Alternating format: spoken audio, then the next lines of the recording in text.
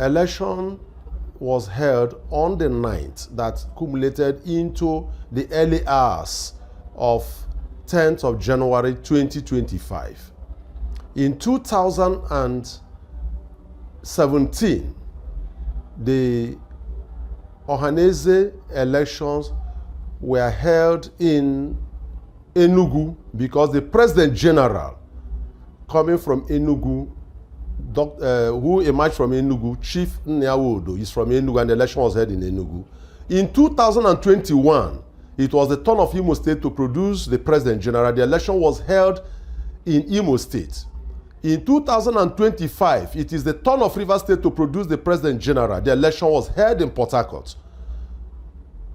And we concluded, the election was concluded in the wee hours of 10th of January 2025.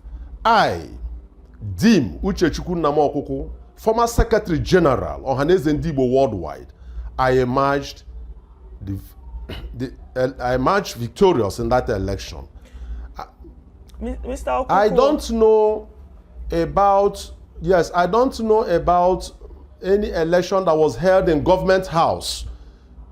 In Government House in Enugu, it is not in line with our tradition.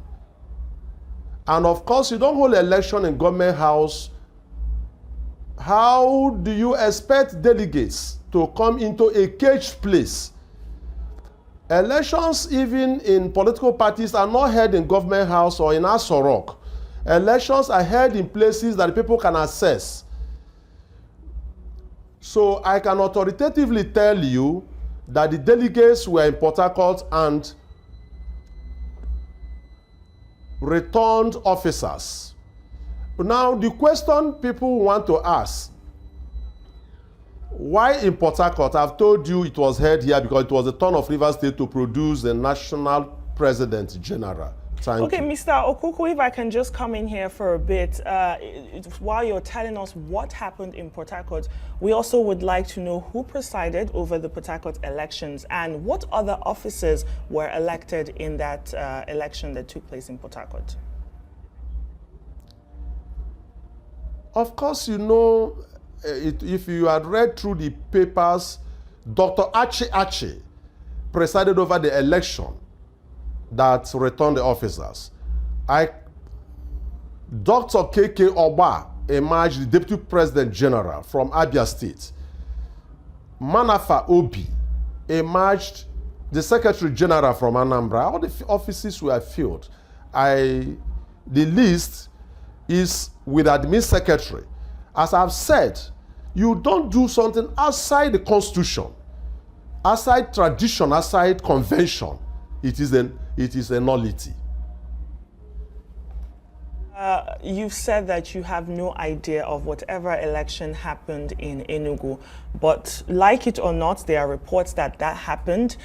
We have reporters who were there at the election. The President Tinubu has congratulated the person that emerged President General in Enugu. But I just wanted to ask you, as President General of Ohanaeze Ndigbo worldwide, how do you plan to reconcile factions of Ohanaeze Ndigbo? Because at this time, this Igbo social cultural organization needs to be united, don't you think?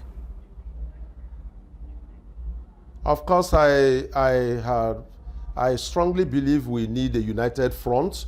And of course, you will agree with me, you may not have knowledge of my background. I've committed my 30 years on this earth to the cause of the unity of the East and then the cause of Ndigbo. From 1995 to date is 30 years. In 1995, I was the National Legal Advisor, Eastern Nigeria Student Association. In 1997, I was the country director of ENDOA, the Eastern Nigeria Data Unity Association, a United Kingdom-based organization led by Chukwudu Bikazo. In the year 2000, I emerged the Director of Legal Services, Movement for the Actualization of the Sovereign State of Biafra. I went to Washington, D.C. with Odumegwu Ojukwu, Wazurike, and others to open the Biafra House and Voice of Biafra International.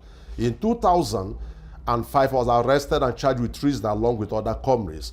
Released, I emerged that legal advisor, Ohanaeze Youth Council, I was given an award for my position and principal position in Igbo land.